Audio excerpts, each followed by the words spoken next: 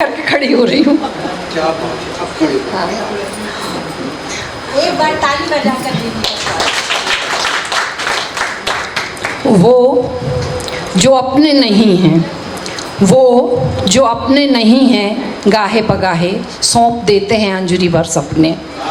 वो जो अपने नहीं हैं, गाहे पगाहे सौंप देते हैं अंजुरी भर सपने। और वो जो कहलाते हैं अपने, और वो जो कहलाते हैं अपने, वार करते हैं पीछे से घोंप देते हैं गंजर। वार करते हैं पीछे से घोंप देते हैं खंजर।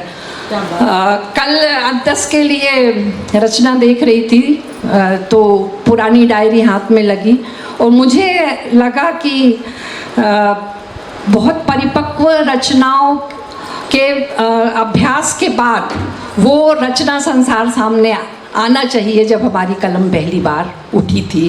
तो मैं बिल्कुल बिना किसी लाग लपेट के बहुत छोटी छोटी 2-3 कविताएं सुना रही हूँ और आप भी सुनने के लिए उसी दौर में पहुँच जाइए। वहाँ अर्चना मलैया नहीं, अर्चना जैन थी जो बामुश्किल 7वीं या 8वीं कक्षा की छात्रा थी। तो वो 3 छोटी छोटी रचनाएं, मन, कवि और पहली कविता। पहली कविता है मन। मेरा अपना मन मेरा ही दुश्मन है, मेरा अपना मन मेरा ही दुश्मन है। न जाने क्यों यह मुझे, न जाने क्यों यह मुझे हवा में लटकते रेतीले महल के छज्जे पर खड़ा कर देता है।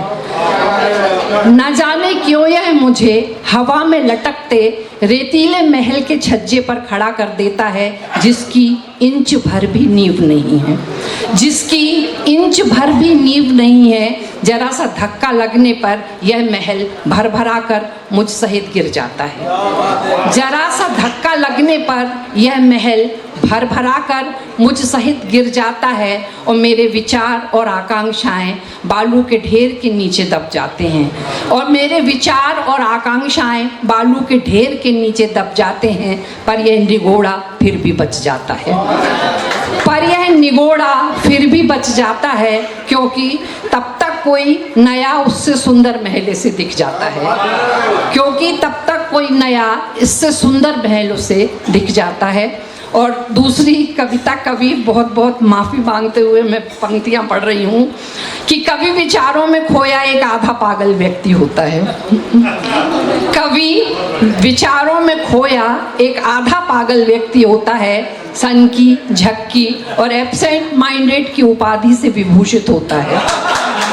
सनकी, झक्की और एब्सेंट माइंडेड की उपाधि से विभूषित होता है, जिसका मन कल्पना की उड़ानें भरता है, जिसका मन कल्पना की उड़ानें भरता है।